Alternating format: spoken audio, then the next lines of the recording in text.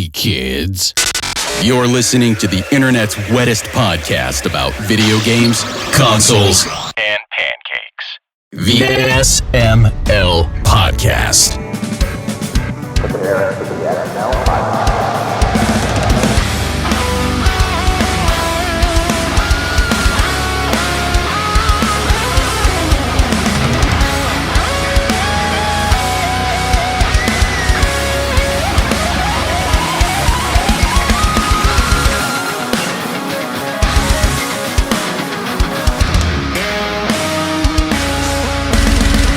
What's up, everybody? This is the SML Podcast. I am your host, Joe. Joining as usual, it is a PartyCast, and we have Pernell, Chris, and Brooke.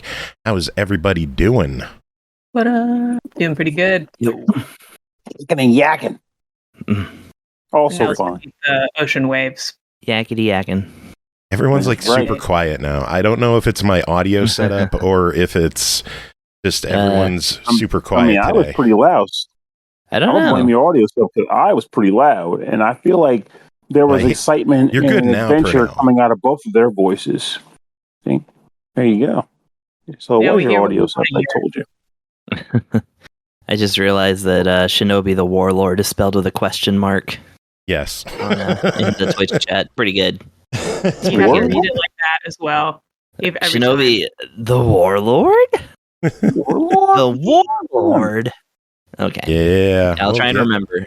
We'll get to that in a little bit. But before then, the reason I'm asking about my audio is I had a fun weekend this weekend. I actually have something to talk about for once. I went to Hanover, PA this weekend to visit our good friend Adam Chase and his wife Ashley. Our good friend Doc Havoc came with us. It was me, Ashley, and Ian all going down. And we saw our other friend and SML regular, Ryan Niemiller, perform stand-up live in Hanover. That's nuts. Huzzah. Yeah. So we went down into town, and I went to a little antique outlet, and I found a new audio box because my mixer's been giving me issues. Picked it up, hooked it up, set everything up, and apparently I got the one mixer that doesn't record in mono. It only records in left channel and right channel, and I can't force it to mono to get it on both channels. Boo. Yeah. I was about to lead in. I have you found an audio mixer at an antique store. Now what you just said kind of answered the rest of it. Yeah, I have a brand new, well, not brand new, but I am still paying for it, so maybe it's still brand new. But yeah, I got one of those Volt 4 audio interfaces, has a big blue mono button on it. Nice. So that when things start sounding weird, and then I know that my cat has stepped on it, and then I can just push that blue button and get all my mono sound in both my ears and stuff. Yeah, I think the only fix I would have is if I bought some kind of splitter to split my microphone into two, so I could plug one in the left, one in the right, and then get an actual stereo recording. But I'd rather just resell it. Just get two microphones.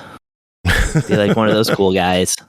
You get two microphones and a turntable. Yeah. Where it's at. Two microphones and it's not as singable, is it? Two microphones and a turntable. Well, we can try. Where is it? Yeah.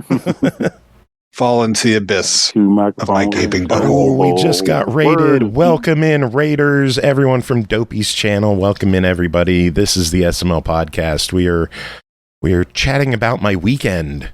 I went to see our friend Ryan Niemiller in concert, and he was funny as hell. If you get a chance to see him in your area, you should check him out.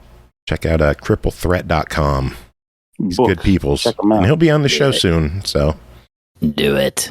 Yeah. So my memory's a little off. And like, has he come on like to do reviews? Has he come on as a guest? Has he come on for all the above? He's come on as mostly on the Thursday shows. I don't know if he's ever done a Tuesday or not. I think just Thursday shows. Oh, okay. Yeah. That makes sense. Like I was like, I feel like I should know who he is, but I've never met him.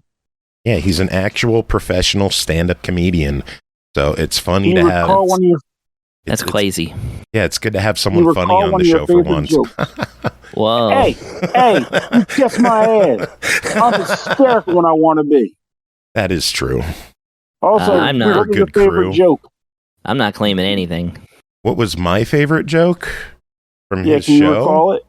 Oh man, he went on a tangent about something, and it led to like talking about. This might be a trigger for some people, but he was talking about suicide and how he's unable to do it because he doesn't have wrists. He doesn't have wrists. No, he's disabled in both hands. Oh wow! Oh. Yeah. So he has like 2 partial fingers on one and like 3 on the other, and he does great with life, and he's funny as hell, and he makes fun of it himself, and his jokes are hilarious. And that means all the sadness and despondency the rest of us go through, it's all in the wrists. Yeah. The prophets were right. By which I mean the baseball players. The sad bowlers. part is there is a moral that I wanted to get to in this story. If you ever go see stand-up live, shut the fuck up. Seriously, let the comics talk. Don't interject. Don't tell a story yourself. Don't pipe up. If the comic is telling a story, shut up. It sounds like they got lucky then, because a lot of comics, they'll derail their entire set just to rag on you if you interrupt their set too much. Yeah. Well, I mean, unless they're doing crowd work. Yeah, people see all these hecklers get owned online, and they think that's part of the show.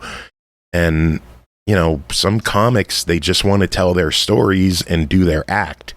And they don't care what the drunk bitch in the first row has to say about how frequently they visit the place, and they're in the front row, and they're always there for 10 years. Ugh. Absolutely. It boils down to one of those where it's like they may take it and turn it into something that ends up being a showstopper, but it's also not something that they want to do. That's them being actively angry and saying, "This is me taking my anger out on you for ruining my set." Yeah.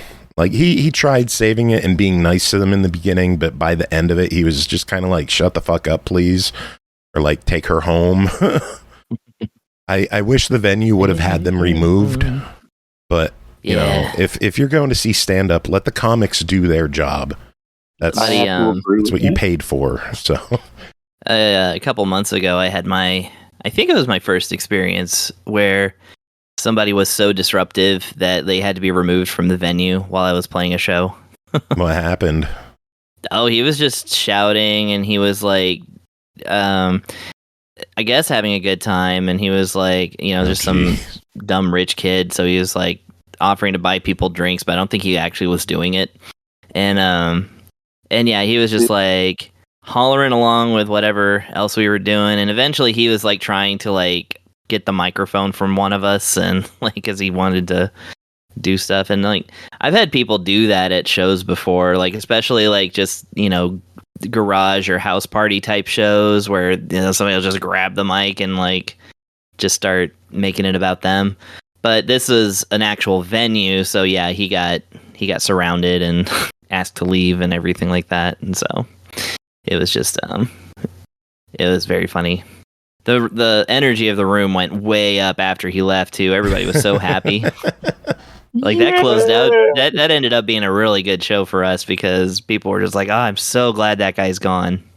So just know if you're the kind that likes to make somebody else's show all about you, they will be cheering you when you get kicked out of the venue.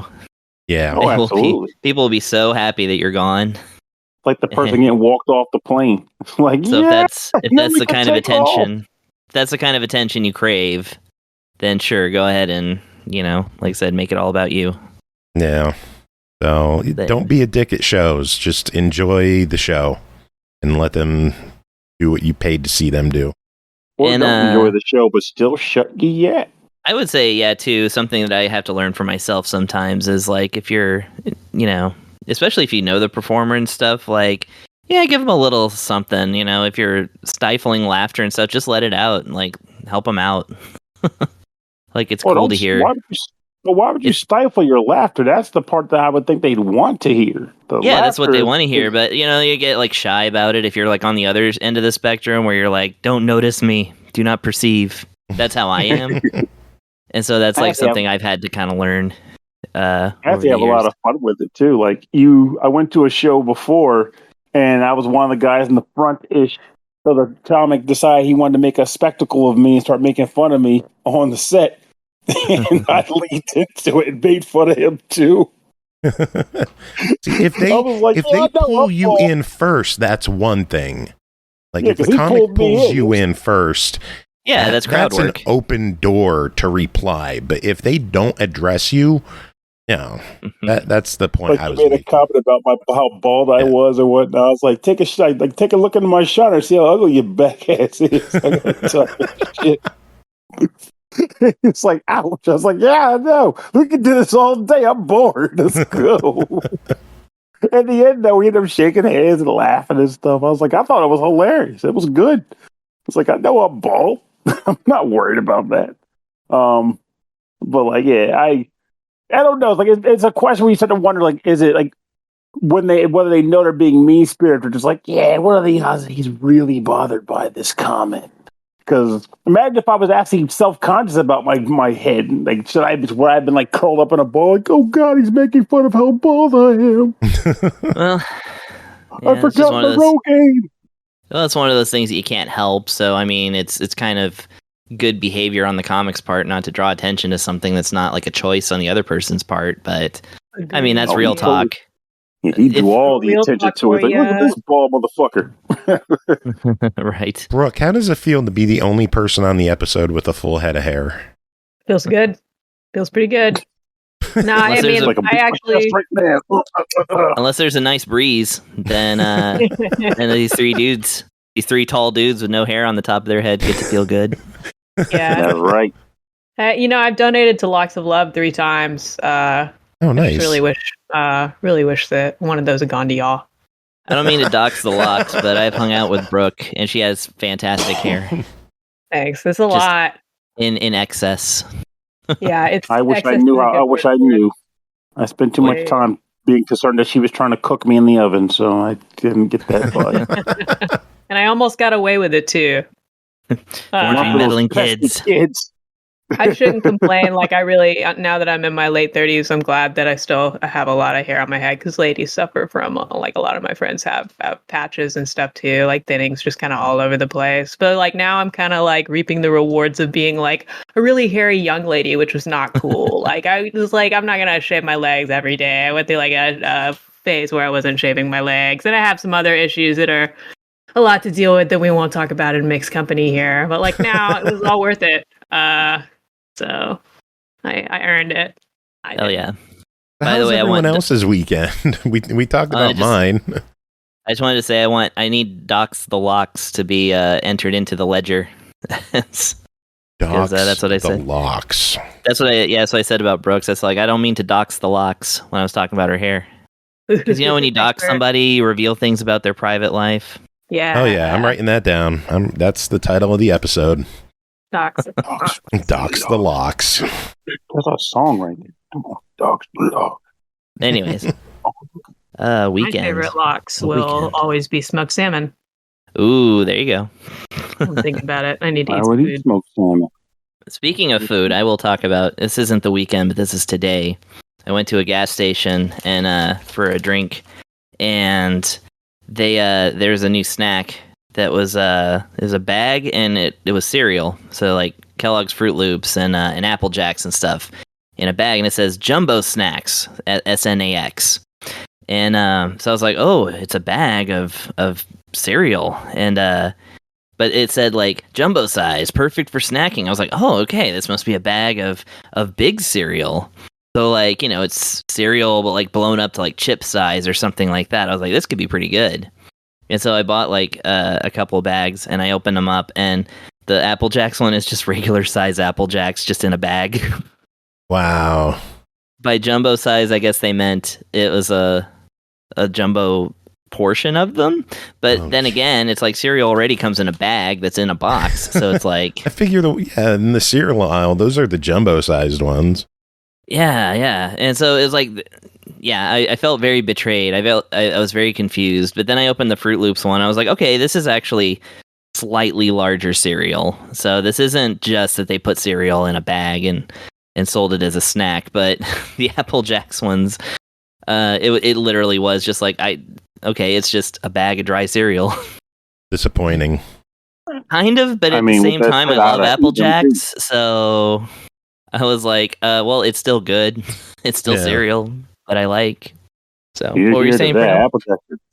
I was saying, on the benefit, Apple Jacks are still freaking delicious. So they are, yeah. That's still that's a top tier cereal for me still.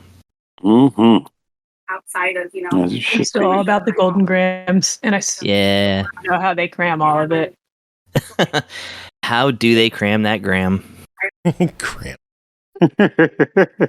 Through the was that the commercial jingle? What? I would say, isn't that one of the commercial slogans? Like how they cram that gram? How they cram or Cinnamon Toast Crunch? Yeah, that is exactly what it is. For Golden Grams, Cinnamon Toast Crunch is so good. They have like the churro one now. Have y'all had that? No. See, I have not, but I'm like, now I gotta find it. Isn't it already churros? Basically, they kind of just change up the shape, but don't tell Pernell. Let him know for himself. Don't tell me what. Don't tell me what. You know I live in the part of Texas where there's like churros everywhere. Like people will be on the corner of the street trying to sell them to you. So I don't know. It to me seems like it's very thoroughly like a grainy product with cinnamon and sugar all over it. So it's kind of like Cinnamon Toast Crunch. Yeah. But now I'm going to look them up and I'm going to have to try them. We got this little cinnamon twists at Taco Bell one time, and they were like the most flavorless things we've ever had. I did buy those ones, yeah. That's unfortunate. Those are not churros. No.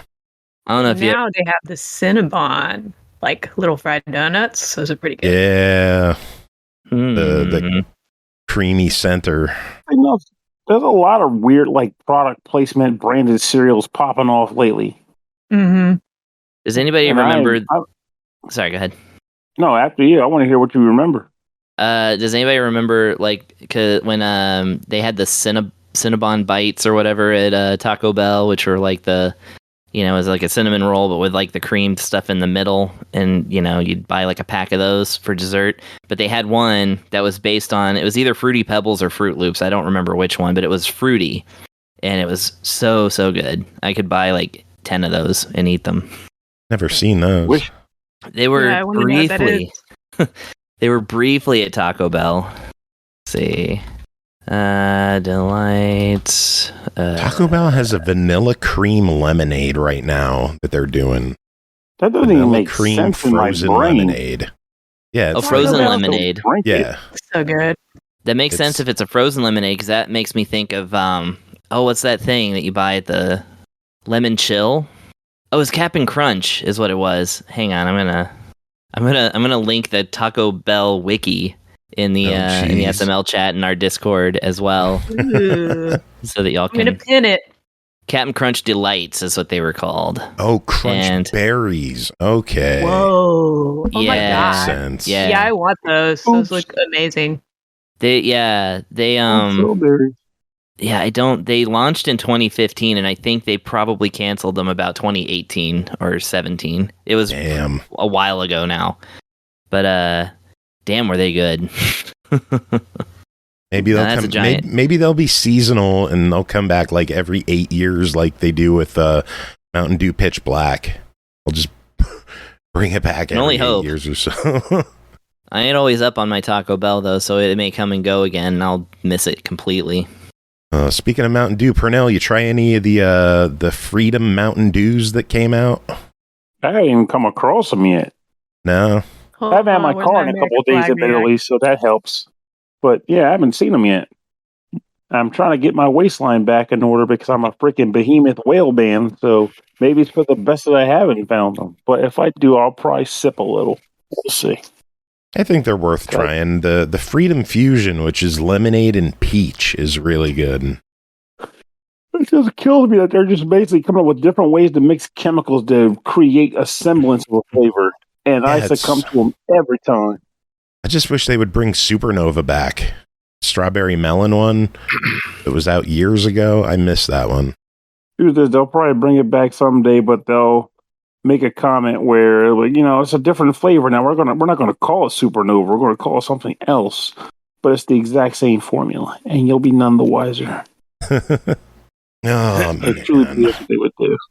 So, anyone have anything else they want to chat about, or should we dive into reviews? Because we got a handful of games to talk about tonight. A jumbo snack size portion of. I'm trying here. The jumbest of snacks. So is that reviews then? Sure. I think so. Sorry, you're like, why aren't you guys more chatty, you assholes? And I'm like, I'm sorry. Shit. I'm just tired. I've had a long weekend, so. Yeah, it sounds like it. I can relate to. I woke up today and I was like, shit, it's a Tuesday. I have to do a show tonight. And I'm never like that. I'm usually waking up like, yay, it's Tuesday. I have a show to do. And today I was like, fuck, I need another day. That's what you get for partying. Well, anyway, we got reviews. Let's start this off.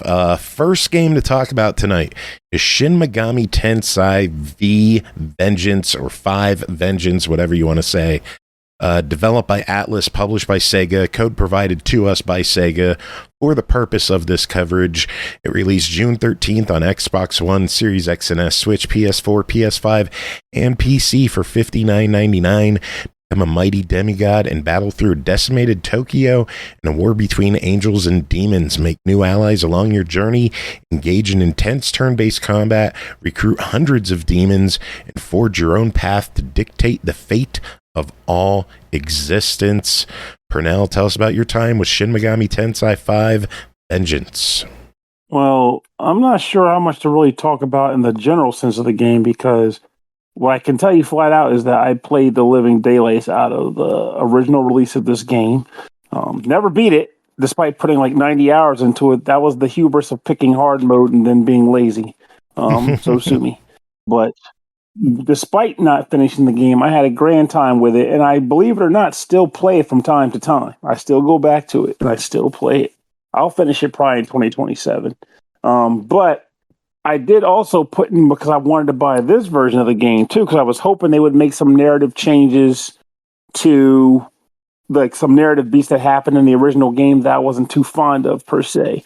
Though they decided to go a completely different route with this game, in that the main draw to buying Shin Megami Tensei 5 Vengeance as opposed to the original Shin Megami Tensei 5, aside from some quality of life changes and some like general improvements, is that they added an entirely different storyline. They didn't change the narrative of the original game, which they now have called like the canon of like creation or something like that, with the new storyline being called the canon of vengeance. But they still did a new narrative entirely that still makes it interesting to see where they decide to go with that story. And it gives you what feels like almost a new full-blown reason to play through the game again, because they include things like new bosses, new demons you can fuse. They added something called the Magatsui rails, which is an element where you can kind of like slide up a railing, like Jet Set Radio grinding to get to different remote areas on the map, even. And it just feels like a nicer, cooler game. Like, as I've played a lot of the original game, I boot this one up, and at the very beginning of the game, they let you choose between whether you want to do the new storyline or the old storyline, and they make it pretty obvious which one you're embarking on. And when you choose the new one, you go through a lot of the same areas, but they changed certain encounters. They changed like different items you can find. They did something really cool regarding some of the essences that are defined by the Algami essences. That is actually, before I keep going, Joe, do you feel like I should talk about the actual game proper instead of talking about the changes that they made to Vengeance? Or do you think this makes logical sense to talk about the changes? I would talk about the game a little, just for the people who aren't familiar with the original release, because the original release was just on the Switch, right? That is correct, and now it's on all three. It's on the PlayStation, Xbox, and the Switch, which is actually really nice. And PC. You have access to playing it. Oh, and everything. Oh, yeah, I forgot about that. And I bet the sales are going to reflect that. They better. So the actual premise of the game is you are a youngster who lives in good old Tokyo, walking home from school one day, and you come across what looks like the equivalent of like a crime scene. The road's blocked off, right? That goes back to your dorm room. And all you're hearing is that a very grisly scene has been, displayed for all to see, and the cops are dealing with it. So you decide to take an alternate route home. And through a series of unfortunate events, you find yourself in what can only be described as a desolate desert wasteland that's populated by demons. And just before you are about to be, besieged upon by a multitude of them, an entity named as Algami shows up and offers to fuse with you to become something known as a Nahobino. And of course, because it's a video game, and why would you want to die this early on, you accept the offer and become an all-powerful being called a Nahobino. I guess the game tries to define it by saying it's the combination of, like, I can't remember the time, it's like knowledge and power or something like that. But that ends up becoming you. And as a result of becoming this entity, you are now faced with a multitude of decisions that leads into what Joe just described as like determining the fate of existence. And I don't want to talk about what ties into that, because I feel like some of the cooler plot twists at the beginning of the game stem from what's going on at this point. So I'm not going to tell you what's going on. Just know there's a lot of demons, and you're running around a multitude of large, expansive, explorable areas. While you're running around these areas, you'll come across many demons, of which you can either battle with or you can have conversations with the hopes of recruiting them to join your party. And then when you're tired of leveling them up and getting the skills that are available to them, you can fuse them into new, more powerful monsters. It's pretty much the classic Shin Megami Tensei loop that people like me have come to know and love for 40 years at this point. It feels like it's been forever. But now it's with a big 5 at the end and a subtitle. So I feel like that's a good general description of the game. But beyond that, so if you are curious about if you should like Shin Megami Tensei 5 in a general sense as an JRPG, I mean, I easily would give it a buy. I love it. It's not as good as Shin Megami Tensei 4 for me, but I still love it very much, and I would give it a buy in its own right. So now I'm going to talk about the differences between the two games. If you're curious more about the original game, there are the reviews for that. This game has been out for years now. So I gotta just say I feel really old because the first game, Digital Devil Story Megami Tensei, released September 11th. Happy birthday, Brooke! 1987. Wow, yeah. That's actually my exact birthday. I'm 87. Amazing. Really? That's amazing. So fucking cool. Pernell, you knew there was something cool about me. Yeah, that's actually amazing. I love that. Yeah, that's my exact birthday. Ludicrous. Ludicrous and I were both blessed. I'm so happy right now. Eat your heart out, Ludicrous. Shin Megami Tensei and Brooke were born on the same day as you. Get over yourself. She's equally as cool as you. No, she's not. Roll out. Yeah, she is. Yeah, she is. I'm looking forward to you throwing out a mean rap song. I'll be in the background doing the thing with. It'll be a mega hit. You'll see. So anyway, what is the story with Vengeance? Why did they re-release it? What is in this re-release? What's the story with it? So I couldn't tell you why the company did. I actually tell you about it. The company did it because of cha-ching, money on the table. The perceived reason why they released this version of the game is because there were complaints about the original narrative. There was also rumors that the game kind of got rushed to completion because they were trying to meet some deadlines, and there were elements that they wanted to still put on that they didn't have time to do. And those two things are likely the reason why this game now exists. And it also doesn't hurt that they probably wanted to make more money by making it available to multiple platforms. After hearing a lot of people complain about either A, not having the Switch, or B, saying the Switch is an underpowered mess, why release this game on there instead of something more powerful? So now this game exists. And there are a number of improvements I feel that the game did to the general vibe. One of the most important ones that I think a lot of people will appreciate, especially those that like to play the portable version if they decide to buy this on the Switch again, is the fact that you can now save anywhere you want on the map. Before, you had to go to a pillar of light of which there are many on the world map. But now you can just do it whatever. Now, with that said, in the old game, you could teleport back to that space dang near whenever you wanted, but that also means you have to run from there to wherever you're trying to get to. So, yeah, it's ultimately a major time saver to be able to just save the game wherever the heck you please. They also have created some interesting side encounters in the game, such as like the Magasui demons. They are basically monsters that have access to the special, I guess like it's a gauge called a Magasui meter, which allows different demons or you in your party to do a special attack when it's filled. But with these special demons, they have access to it too.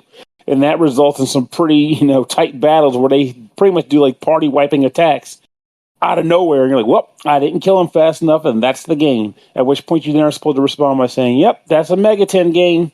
Easy kills. That's it. But they did that. They made it easier to find more essences to level yourself or your monsters up. And they also, I feel like they did, one thing they did that was pretty cool is they made it easier to find Algami essences, which are items that will allow you to learn or inherit new abilities unto yourself that are unique to the main character. You used to find them on the main map, but they were just in basic normal item crystals, but now they are in what are essentially like shells of Algami, which is both cool from a narrative perspective, but also just it makes them stand out from the other treasures on the map. And they supposedly regenerate over time.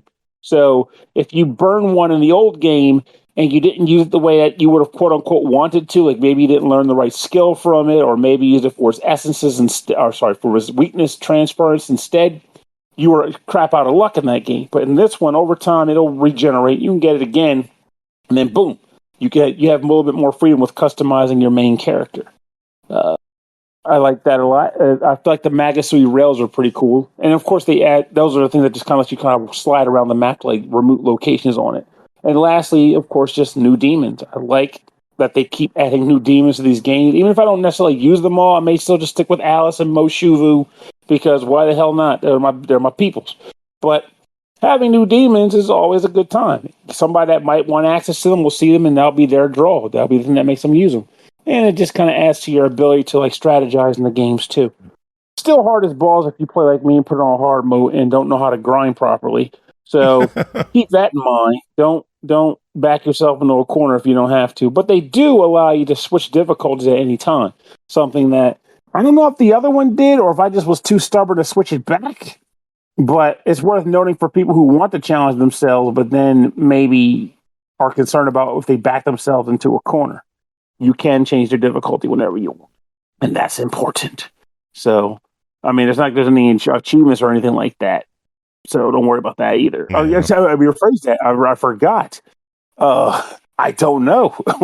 On PlayStation or Xbox, there might be achievements for beating on specific difficulties. You might want to look that up before you take my word for it.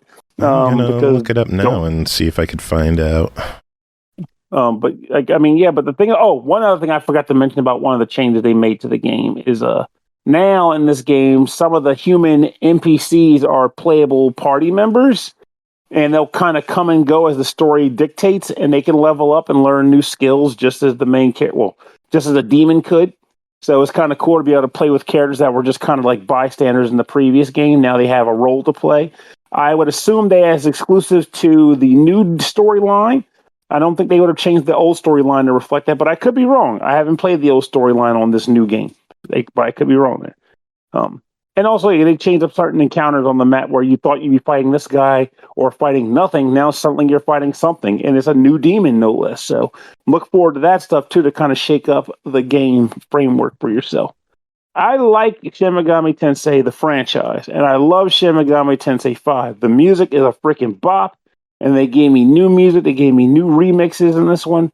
I've always liked this franchise, and this holds up here with this version, too.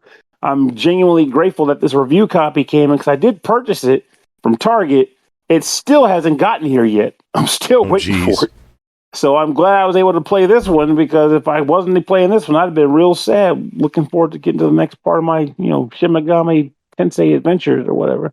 But I'm not sure because I think I should be answering beyond what I've already said. But I will just straight out say that if you've never had a taste of demon conversations and demon skill learning and fusions and all that good stuff. And you are missing out, and you should play this. If you hear me say that and go, oh man, Pokemon already did that. First of all, no. This did it first. And also, they're both good games, so play this any freaking way. I just think it's a fantastic product. If you're choosing between whether you want to get this version of the game or the old one, I'd say just get this one. Unless you're really, really hurting for money and want to get it on the cheap. I would say get the new one. Also, forgot, there's nothing they added that I remember. They added the sky view option, which is something where it lets you take the map and pan it skywards just around your general area. And it makes it easier to find things you might be trying to scout out to find, like item chests or events or quests that you need to fulfill. It's just a solid bet because certain landscapes in this game can get really complicated. So having access to that option will make it easier to locate and find treasures instead of wandering around aimlessly once the map starts getting convoluted. So all in all, I think this game is worth treasures and quests. We got to talk about the deluxe edition of the game that has a DLC bundle available.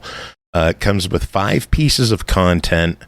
3 of them make the little Mitama enemies, the just little like the floaty teardrops. Yeah. It increases the rate of finding them. Yeah. They're still impossible to beat, but... No, they're really easy to beat in these games. As long as you carry spy glasses around, they're cake. The real kick is just catching up from getting them from behind so you have the time to figure out what their weaknesses are and killing them. But yeah, they make them a lot easier to beat in these games than the previous ones, I will say. So, me personally... The deluxe edition also includes 2 bonus demon subquests. Those are available for $5 each, or you could get the full bundle for $14.99, or it's $10 more for the deluxe edition over the regular game, which is $59.99. What are your thoughts on the game, the deluxe edition, the DLC? What are your thoughts on everything? Well, I didn't buy the deluxe edition, so that was your answer for me right there. Though I will say DLC in the previous game, in a very rare case for me, I do generally buy the DLC that gives me unique demons, and I hate myself for it, but I always get it on sale. So I'm still cheap despite loving a franchise. So my take is going to be wait for a sale unless you're swimming in coin, in which case knock yourself out. You'll enjoy it when you do. So you normally don't get the deluxe editions of stuff? Because I'm trying to base this off of, like, what do you normally do? Does the franchise just not hit the mark for you? So the deluxe edition that Joe's describing is likely the download-only version of the game. So that would pretty much be like a nerp for me. Gotcha. But physical, I used to buy damn near every collector's edition you could find because that's just the way I rolled. But then as I got older and I'm starting to feel like life is slipping, I'm telling myself I don't need to buy these big boxes that I barely do anything with aside from playing the game that I originally went to purchase. So with rare exceptions like Unicorn Overlord, I've kind of stopped buying deluxe and super editions of games. Because Unicorn Overlord, for those who don't know, came with an actual board game too. So, and that was awesome to me. Yeah, you can't say none of that. Too cool. Absolutely. Could I ask one more question really quick? I know we don't normally have question time. Where would you rank this on, like, what's your favorite, like, Persona or Shin Megami Tensei series soundtrack, and where do you rank this one? Oh, you're totally welcome to ask me that. Also, it's interesting. I thought you were going to say game, but you went with soundtrack. That's a doozy. Yeah. I would say, believe it or not, of the Shin Megami Tensei games, I think 4 and 5 have my favorite soundtracks by far. They did a crap ton. As far as the Persona games go, Persona 5, people can go either here or there about what they feel about the narrative, but I think the soundtrack in that game was like peak for them too. If anything, it just feels like 4 was where it's at, man. Persona 4 Golden is just nuts. Okay, sorry. That's just weird. Like, they all have good music. It's just like it feels like at some point in time, Atlus was like, wait a minute, people are actually buying these games now. We have a budget. Let's spend it. So, and it's showing in the actual works they put out too, because I've been playing these games for a long time, and for full stop, in a weird way, I almost want to say I prefer Persona 1's OST. It's like, that's what gets weird. Like, I like them all. Like, but there's just something about the quality of the soundtrack in 5 where I'm like, I got to give it to that. Now, if you were to say, Pernell, which soundtrack do you listen to most frequently, which ties to things like nostalgia and all that crap, it's going to be Persona 1 and 2. But that's the Pernell way right there. I love me for some Persona 1 and 2. All that mall music. And also the black market. But as far as like the games go, I'm always going to tell you go play Persona 2. Both of them. That's the one that I tell everybody to go play.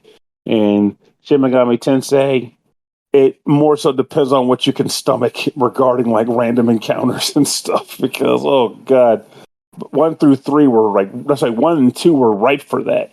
3 is where they finally let you start kind of dealing with like finding enemies on the map and fighting them. But I feel like 4 and 5 for that franchise I had the most fun with by far. Despite liking all of them, 4 and 5 had the most fun for me. 4 being the best in the franchise, hands down. So if you've never played Shin Megami Tensei 4, you need to go remedy that ASAP. Do it. I mean, the franchise came out on your birthday. You have no choice. It's so true. What in the... Sorry. Any other questions? Like favorite characters, I guess, put in cages, any of that cool stuff. Maybe next favorite time. Character to put in a cage. You mentioned sales. The game has already sold in the first 3 days over 500,000 copies. Amazing. Yeah, buddy. That's what I'm talking about. Very good news to hear. Hopefully a couple of those are on Xbox. I know mine was on Xbox. So yeah, Shin Megami Tensei boys were rising up. We're probably making some dents, get some sales. But did we get an official verdict on this one? If you couldn't tell from all the rambling, it's totally a buy it.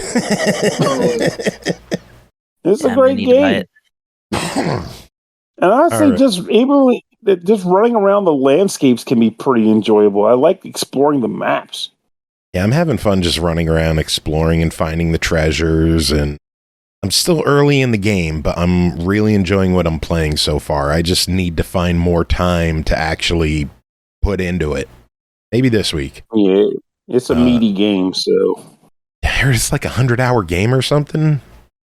Well, I mean, but there being 2 narratives, there's no doubt it's 100 hours, but I'm not sure how much it would be for a person who's not playing it on hard mode and not failing left and right. Oh, I'm on safety mode. I'm not even on easy. Yeah. I'm on safety. Fuck that. You might get it. I'd say 40 hours then easily. I'm going to steamroll everything. Bosses die in 3 hits. I love it. Has that actually happened? Yes. Jesus Christ. Safety mode is like story mode. Like for the people who just want to get through the game, that's what safety mode is. But 3 hits is just hysterical. It's like, I'm going to sink your ship. And you just walk away. No. I've been grinding on top of it being safety mode.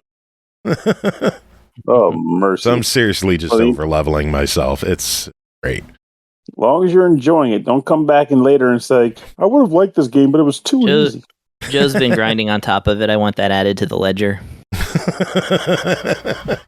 All right, we got to move on. Next game to talk about is Shinobi the Warlord, developed and published by LGS Productions. Released June 11th on PS4 and PS5 for $14.99. Shinobi the Warlord is set at the end of the tumultuous era known as the Sengoku period in feudal Japan. The story follows the rise and triumph of a man consumed by his hunger for power. Against the backdrop of chaos and conflict, the consequences of his pursuit of dominance unfold. Chris, what is going on in Shinobi the Warlord? Well, Shinobi the Warlord is the latest game from our friend Gilson B. Pontes. So when I got the offer for this one, I said, might as well pile it on. So how much of the description that you just read to me do you think is just straight up a lie? Oh, man. I'm going to guess that in theory, none of it is a lie because the story exists in intent. But in practice, I'm going to guess that none of it applies to the game. Okay, well, in Shinobi the Warlord, you play as a lady ninja with boobs. Wait, what? You don't...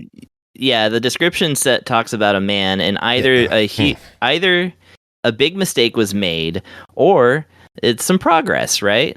A guy, you know, male pronouns and boobs. That's, you know, more power to him. Yeah. But yeah, that's okay. That is yeah. So that's the first thing where I was like, okay, so this is basically like a copy and paste of like the last game that I played. This one may win the award for most similar to the other game I just played and gave a bad review to. This is one of those ones. Okay, so you know, every Gilson B. Pontes game starts with your character nowadays on a horse because he figured out how to copy and paste a horse. Riding through this like spot and then ending up in a different spot, which is going to serve as the level. It always has a random Japanese name and a random Japanese year. So basically, you know, like I said, you ride on your horse, you get to the field. It's, of course, in the middle of a hurricane, so, like, the trees are just blowing like crazy. Like, you know, you turn the wind effect, like, way up on the trees to make them look cool. But then out of your controller, with no ability to change or control it, there is, like, birds singing and, like, just gentle, you know, nature-esque sounds coming out full blast. Like, it was actually distorting my little controller's speaker out of the controller, no matter what the volume of the game is, because you can't set the volume of the game. The only option is to resume or quit. So, yeah, like, you turn the TV down, which has, like, half of the effects, and then the controller has the other half of the effects. I don't even know if this game has a soundtrack, because I just, like I said, I can only really hear the controller. No matter what you do. So you run around the playing field and follow quest markers. Like I said, in the last 3 or so games, he finally gave you like one sentence to tell you what you're doing, and it's to capture the enemy base. So what happens is you in this, like I said, it's a big open Unity field. You know, like I said, with the occasional tree, mostly like some mountains pulled up and stuff. A little bit, you know, recognizable to people who've heard of a video game before. But yeah, you run off into the distance, and I'm talking like hundreds of yards is usually where your first target is. And you can get there on your horse or you can get there on foot. Either way, as soon as you get to the and like this is a third-person combat game, by the way. I should have maybe led with that, but if you've seen any of these games, you've seen this one. As soon as you get in proximity of an enemy, he draws his sword, your character auto dismounts the horse, and the horse runs away, never to be seen again. And then you engage. I'll get back to that, actually, because I tested this. You engage in combat with the person with their sword drawn by drawing your own sword and pushing either the Y button to kill him in one hit quickly, or the triangle button to kill him in one hit slowly.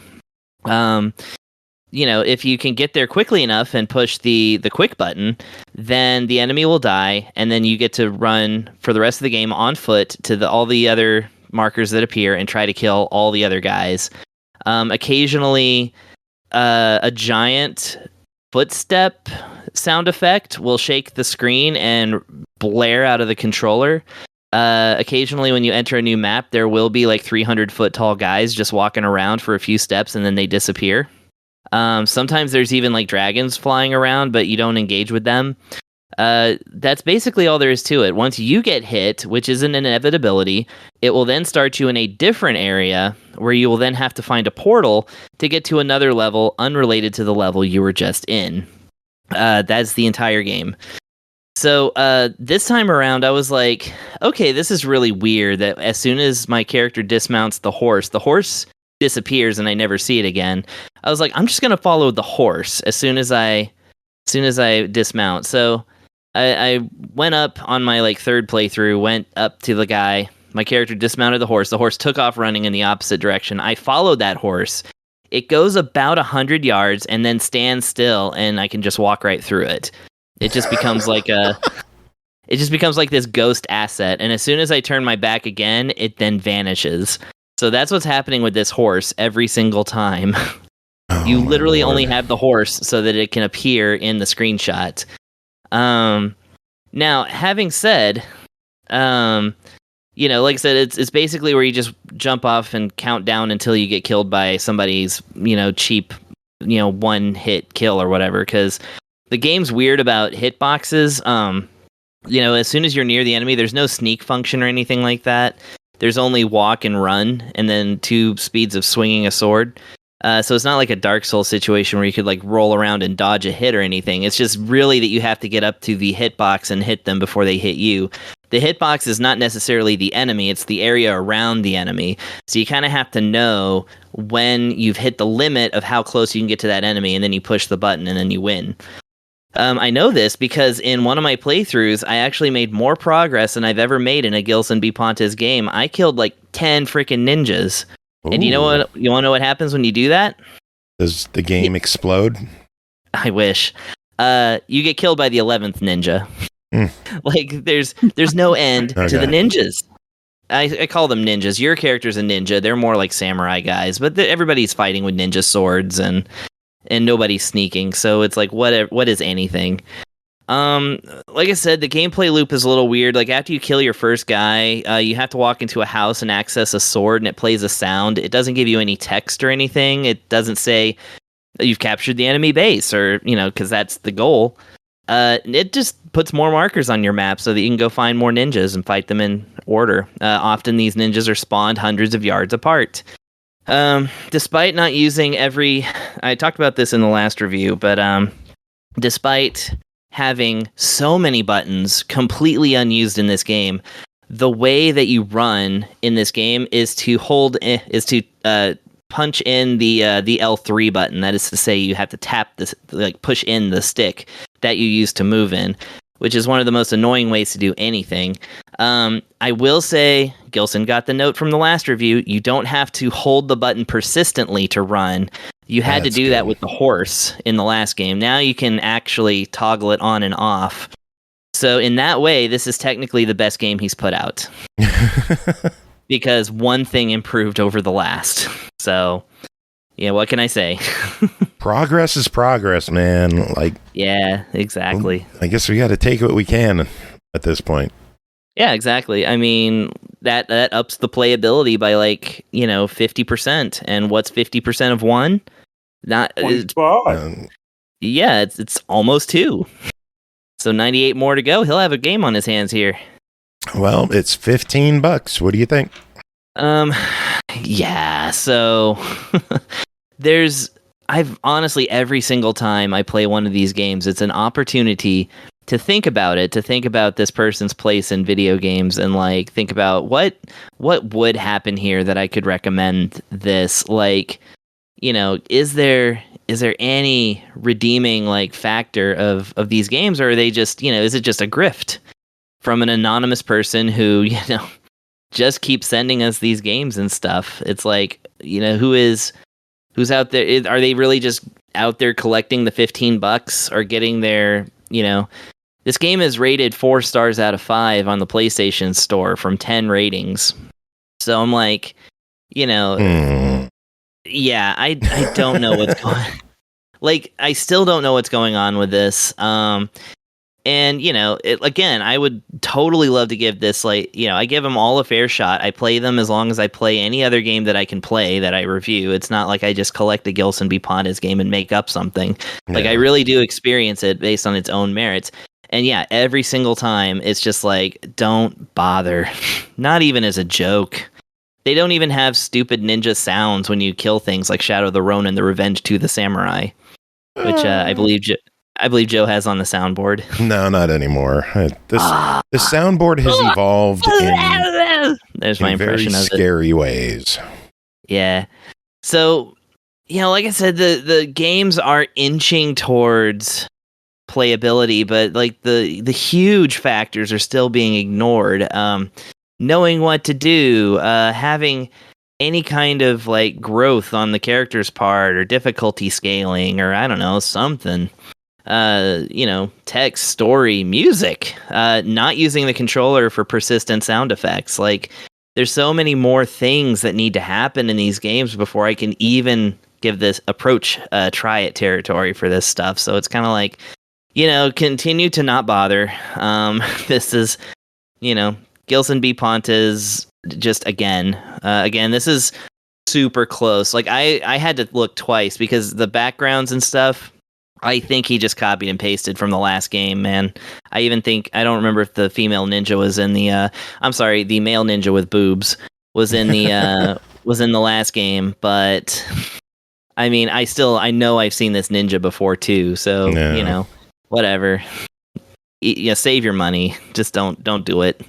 All right, well, moving on. Next game is JustAxe, developed by Supergalactic Gamedev, published by Targem Games, released May 27th on Steam for $10.99. Pioneers Against Aliens. JustAxe is an exciting 2D platformer with puzzles, interactive environments, and an unusual setting. Solve riddles, combine your moves, and set out to save your hometown and possibly all of humanity. And don't forget to take your axe with you. Pernell, what's going on in JustAxe?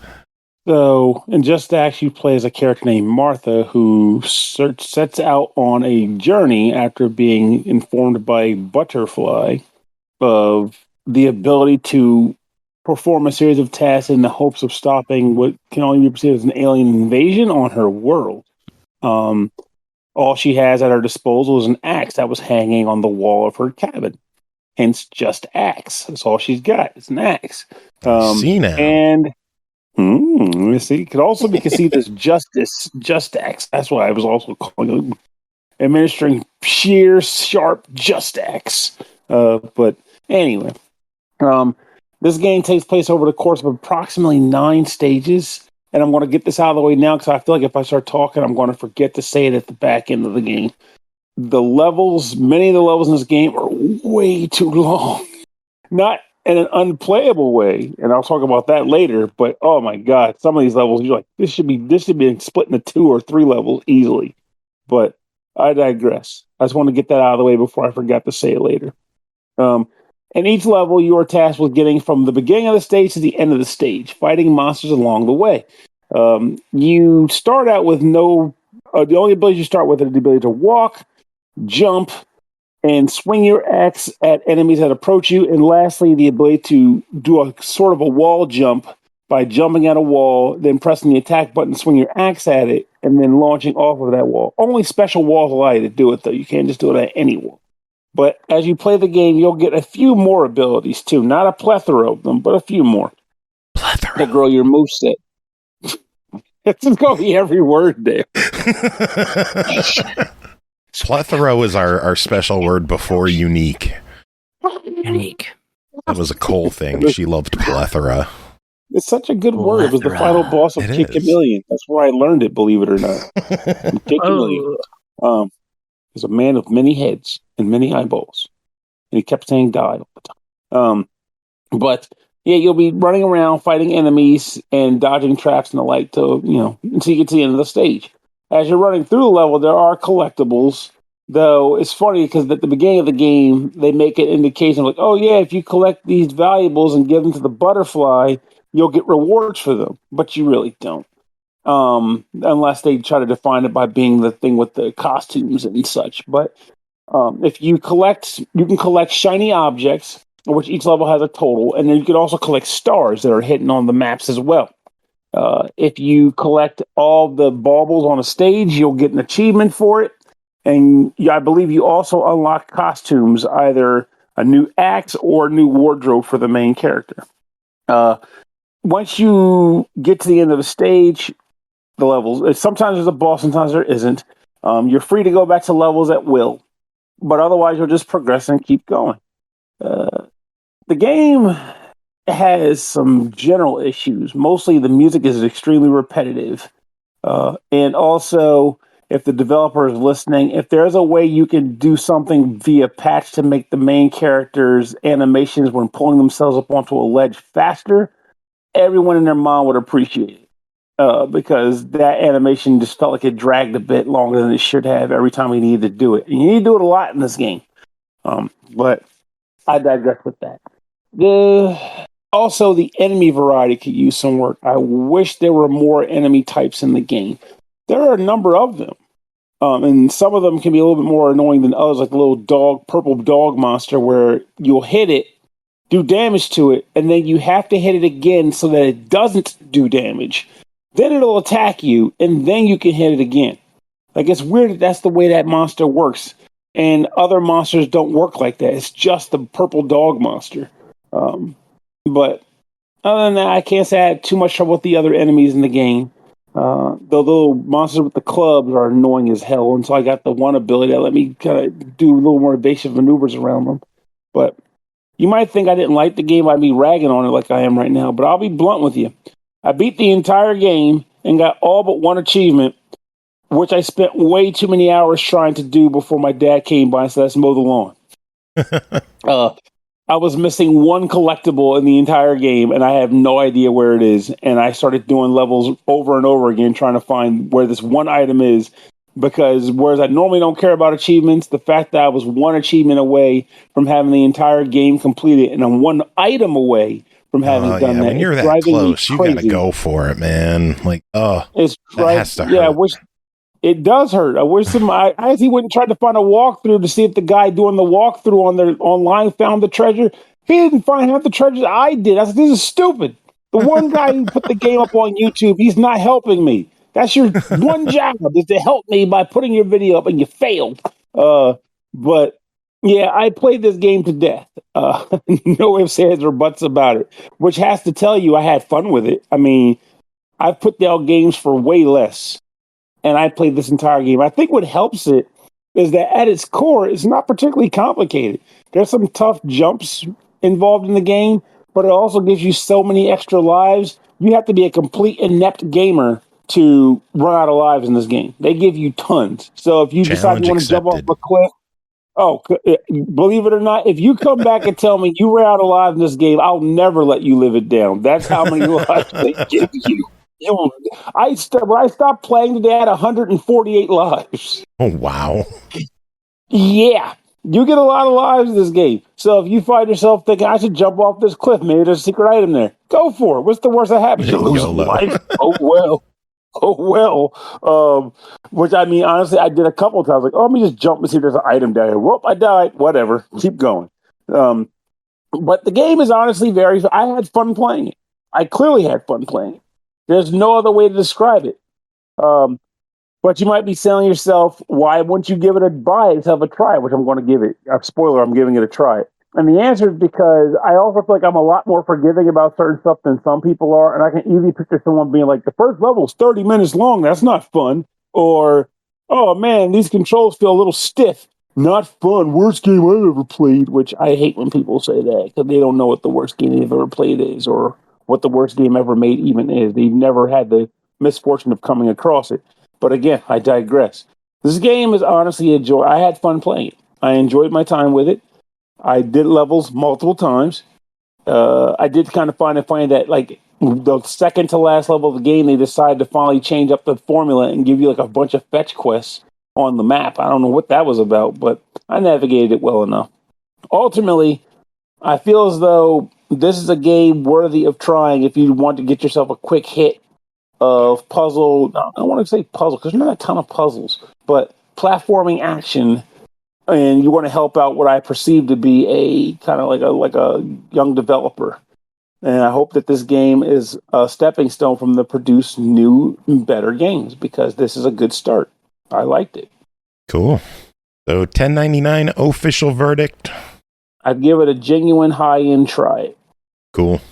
All right, moving on. Next game, Draconic Resurgence, developed by Maria, published by Phoenix Reborn Games, released June 11th on Xbox One and Series X and S for $4.99 each platform. In the distant past, world was completely dominated by dragons, relentless creatures of unimaginable power that seemed to live for eternity. As the years passed, humanity challenged the dragons in a merciless war to overthrow their rule. Eventually, humanity emerged victorious from this conflict.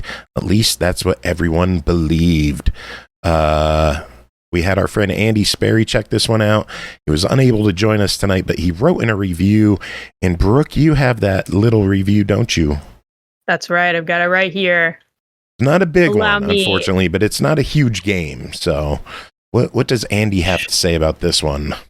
Well, it's short and sweet. I'll just take it from the top. It's Draconic Resurgence, Draconic Resurgence, which is how I thought it was pronounced until I just heard Joe just say that, places players in the role of a noble knight on a quest to find the Draconic dungeon and gain the upper hand in the epic battle between humans and dragons.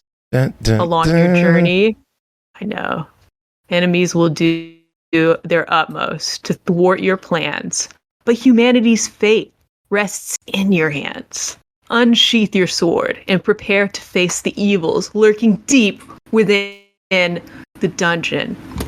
Draconic Resurgence adheres to the classic retro lock and key platformer format. Players explore a variety of areas within a castle, overcoming obstacles and battling enemies. Along the way, you acquire new abilities, such as the double jump and dash, which are essential for accessing new areas. But there's more. Additionally, you obtain new weapons, including bombs and a bow, which also aid in uncovering new parts of the game. If you haven't figured it out by now, I didn't read this in advance, and I'm challenging myself to read this in real time. Boss encounters add another challenge to your journey, pitting you, Pernell, against formidable foes, such as the Black Knight, the baby dragon, the giant crab creature, and the White Knight. These are probably real enemies. The clever platforming introduces a difficult element, while the game's small scale ensures it's easy to remember your next destination, especially since there is no map available. Yeah, that was one of my complaints with the game. Despite how small it is, the lack of a map is irritating because I would find myself just going in circles and I don't know what the hell to do at this point. I just gave up. Yeah. We all remember when we tested Isle of Jura, and I was like, this is probably like a 6-hour game. And you guys are like, what are you talking about? And I was like, well, I keep getting lost. You guys are like, there's 3 buildings. How did that happen? So I can imagine that would be nice call. That was like a year and a half ago. All right. But finally, Draconic Resurgence's straightforward format offers a fun experience for newcomers to the genre and provides some quick points for achievement hunters. In my opinion, me, Andy, while Draconic Resurgence is an enjoyable game that satisfies a quick retro itch, it may not justify its $5 price point. And we now have to guess the rating. So what do you guys think that rating is? It says it may not justify its $5 price point. So I'm thinking like maybe try it. But this is also a little bit of epic why not territory, if I may. Yeah, my thoughts on the game are it's clearly a fuck it, why not kind of game. It's $5. It's quick, easy to play through, retro fix, as long as you don't get lost like me and give up. It's cute, it's fun, it's not overwhelming. I do wish it wasn't 2 separate purchases between Xbox One and Series X and S. But, people love their achievement stacks. So, $5, I'd say fuck it, why not? That's cool. I have a question for y'all, since this was a short review. How do y'all feel when a game doesn't include a map? Do you think that was a conscientious choice on the developer's end to try to make this a more engaging game for the price point? Or do you think stuff like this is an oversight?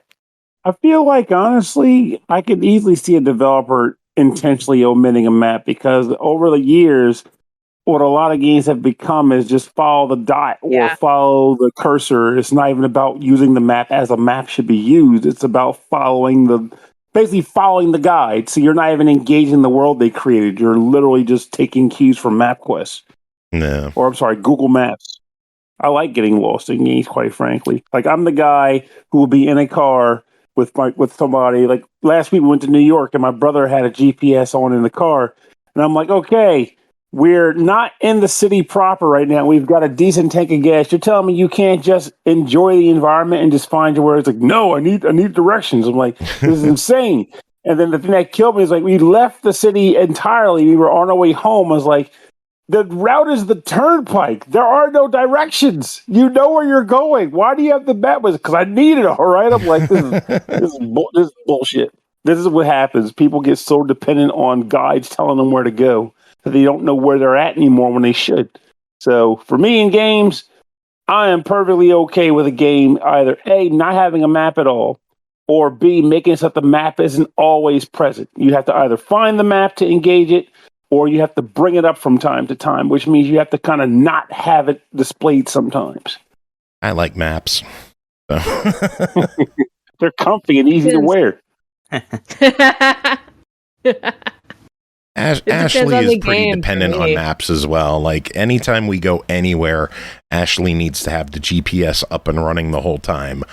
I'm like, give me a Cliff Notes version of the directions, like 81 to 83 to 15 to 29, and then we'll look in town and see where we got to go. That's good enough for me. Yeah, that's how it should be. That's how it should be. It's like, get a list of things you need to do, but find it yourself. I mean, with that said, I will say there's something to be said about having access to a nav in an environment where you are genuinely undeniably lost, because we've all been lost before and having like pull up into a gas station. Like, hi, can you tell me to get back to the highway? I'm really can't figure where I'm at. Having a navigator now for that kind of thing is a blessing, because stopping in some racist town being like, will they shoot me when I walk up to the cash register? Let's not find out. I have a nav for that shit now. Like it's a blessing, but don't overdo it. Yeah. Don't. It's like, be grateful we got them now, but remember, back in my day, you had to just remember where shit was. You had to remember where something was. My day, you had to know how to fold the map. And when to hold the map. Gotta know when to hold map. If anyone has ever had like a full state fold out map and you tried to put that fucker back together, you know how hard that can be. But we got to move on. Buying atlases better. Next game is the Ouroboros King, developed by Oriol Cosp Games and Dolores Entertainment, published by Dolores Entertainment, released June 20th on Switch, PS4, and PS5 for $9.99. The Ouroboros King combines the strategic depth of chess with the build variety and replayability of roguelikes. Assemble a formidable army, discover powerful relics, and buy surprising gadgets to defeat the Coven. Chris, what's going on in the Ouroboros King? All right, well, this is a really interesting game. I don't know if y'all ever heard of the game Chess. If you heard Once of this or thing. Twice. Yeah, it's a pretty old game. I think it's from the 70s.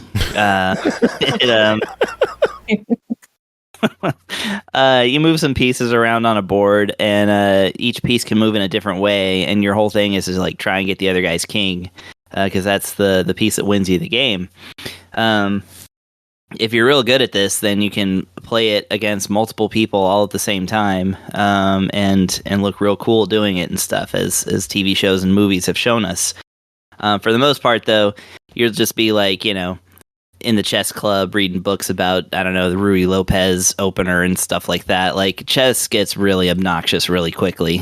I learned how to play it at an early age, and I want to say I got good, but then I ran into like an actual nerd and found out, there's like this whole iceberg of like crap you have to know, otherwise you lose in like 3 turns.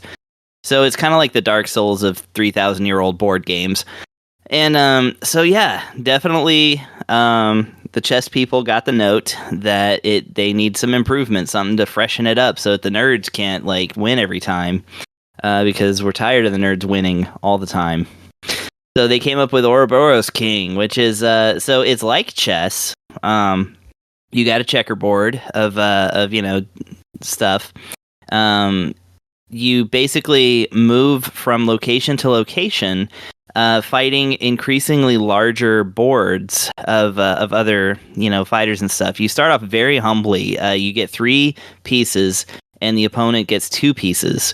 And these pieces, instead of being the like 6 different chess pieces that you have to learn, this one has 56 pieces that are randomly available to select, like a deck builder.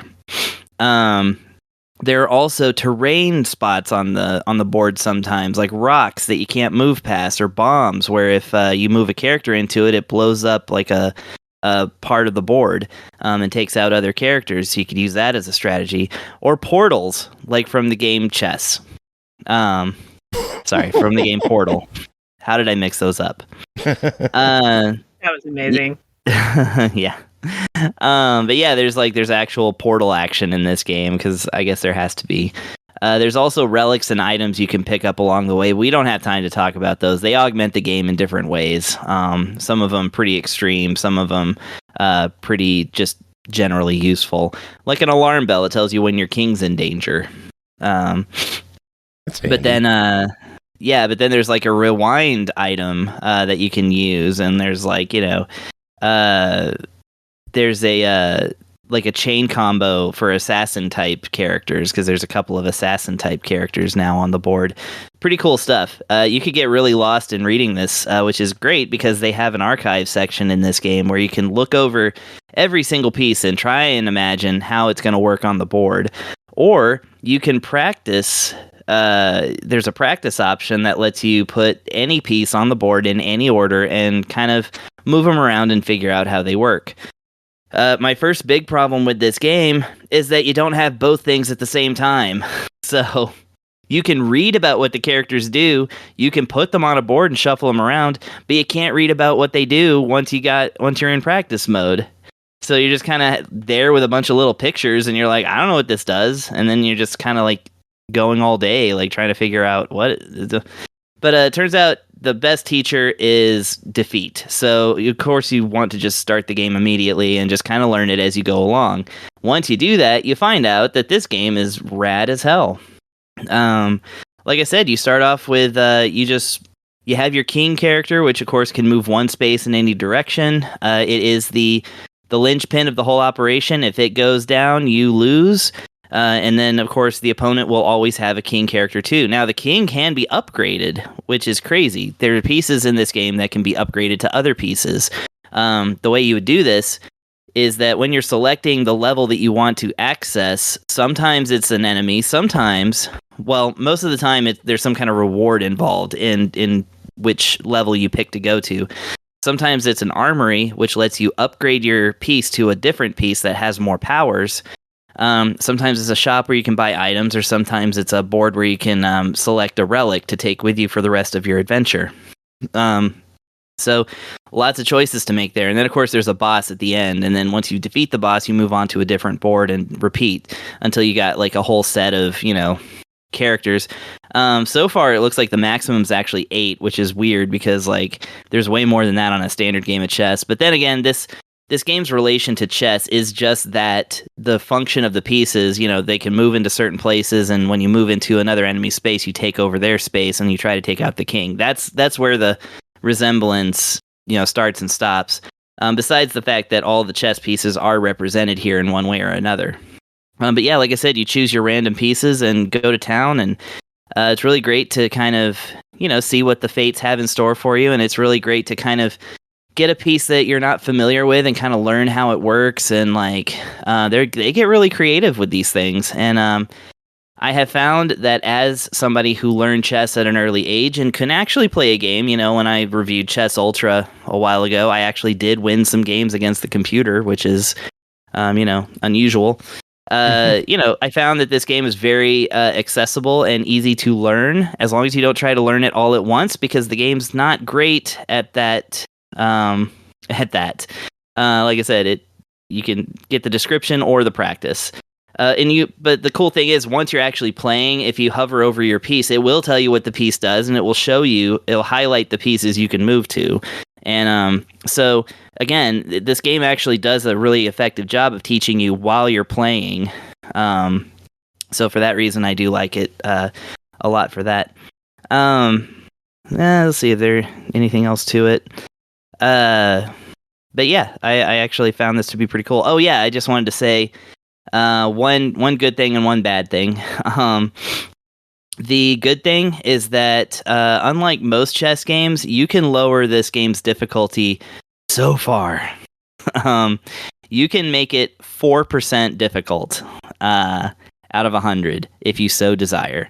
So that's a 1/25th amount of difficulty versus as much as it can go. So yeah, I put it at 25% at first, and yeah, I was pretty much rocking it. So to be able to make it even like, a fraction of that, this is a very accessible game for new players, and you don't have to know chess. You just, if you know checkers, you know how to play this game. So don't worry about that. However, I will say that the one thing I find frustrating is that this clearly started as like some kind of mobile game or something. So it is touchscreen compatible, but moving the cursor around is so frustrating. It highlights stuff in yellow, and you're constantly, like, when I'm trying to move my cursor around, there's a little bit of a delay, there's some input lag, so, like, I'm trying to choose my piece, and it's just like, where's my highlight thing? Where am I? I'm looking at the map, I'm trying to access the menu, because everything has the cursor on it, so it's like, why? I don't need to look at my gold, I want to, like, put a piece on the board, please. Yeah, the interface is a little clunky, is what I'm going to say. So you do kind of have to pay attention to what you're doing or use the touchscreen. But I did not find it a smooth ride in that sense. At first, that wasn't a complaint, but as I started to get into more and more complicated situations, it started to become a complaint. So that's just something to know going in. I would like for this game, since it's just text and simple graphics, to maybe have a little bit of a zippier interface. That would be cool. But again, it's just these are small complaints. I don't really have any large complaints, so that's a good thing. Oh, well, the game clocks in at $9.99. What are your thoughts? I think this game is fascinating. I love when people mess with chess. I think that it is worth it.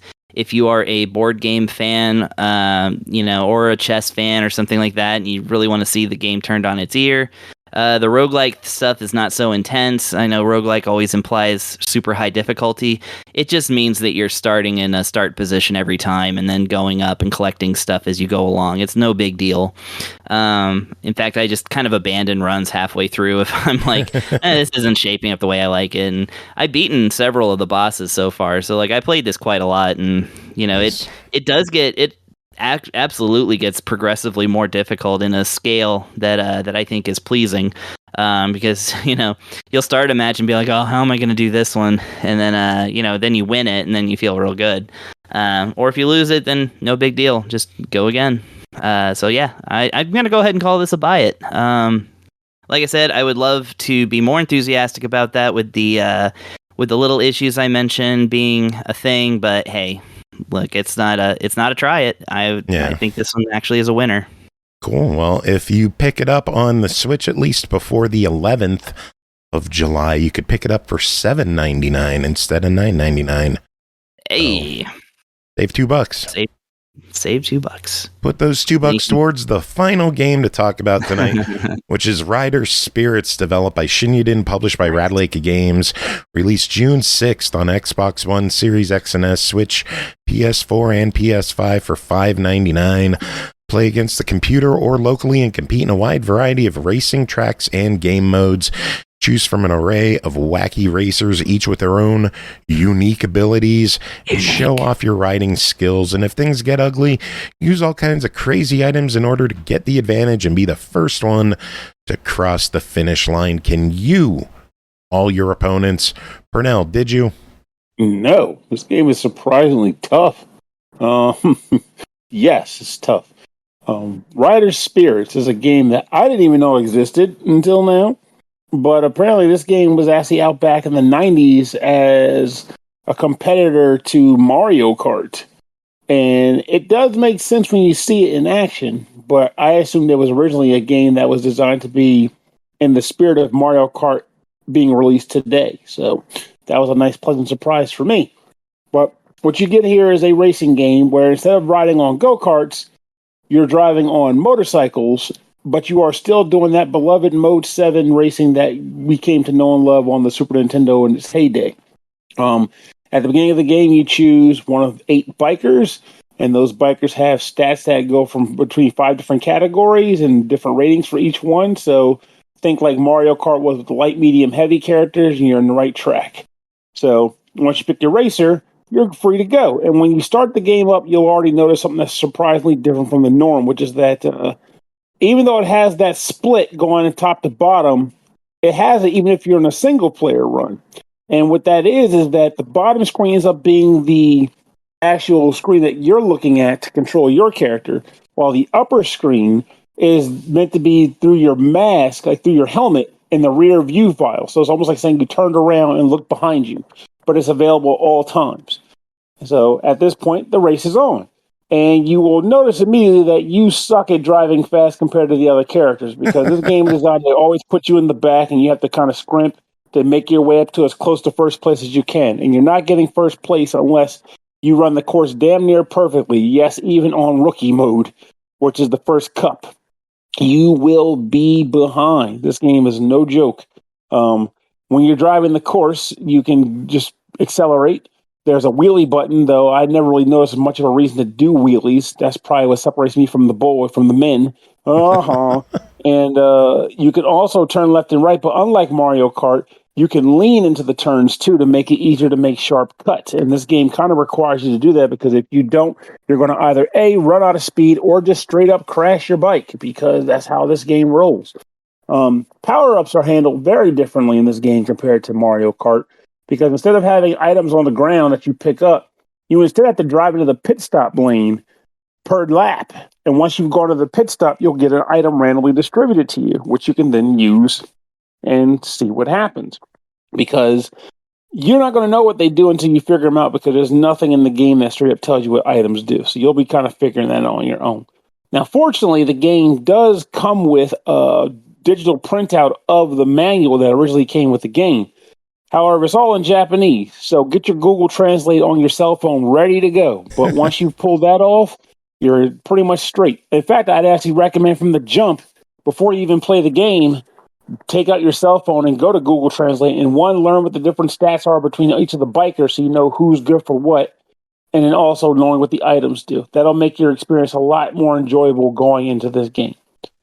I am not going to sit here and say that I compare this to Mario Kart, because the winner is pretty freaking out. It's Mario Kart. Even with nostalgic lenses off, Mario Kart's just the better game. However, this game does bring its own levels of enjoyment that make it fun to play. And that is extended further into a mode that's unique to this game that Mario Kart doesn't have, called Endurance Mode, which kind of works similar to one of those NASCAR races where you have to do a ridiculous number of laps, and gasoline suddenly becomes a concern for you, the driver.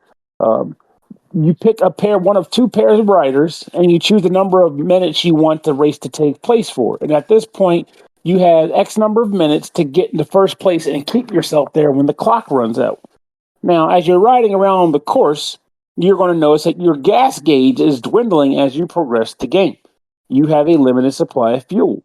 So when you are at a moment where you feel like it's safe to pull in, you're tasked with pulling into the pit stop and switching to your other biker while your previous biker refuels their bike. I think that's kind of a cool feature, and I think it'd be fun if they had a multiplayer version, like a 4-player mode where 2 players were on one team and they switched off. I think that'd be a lot of fun. And cool. It's very much, I think it's honestly untapped potential, because I can't think of a game that did that. But that would be awesome.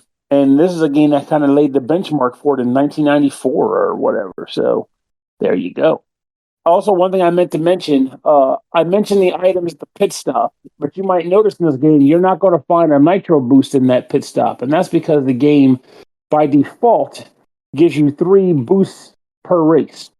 Now, you can use them whenever you want, and when you use it, you'll get an extreme boost in speed. However, unlike the contemporary competition, at least in my experience, if you think you're going to take a boost and just kind of dash over the dirt to make a big jump ahead of your opponents, you might find yourself unpleasantly surprised, because even with a acceleration boost kicking in, once you hit the dirt, your bike slows to a freaking crawl. It is very hard to come up with like shortcuts that go off the beaten track in this game.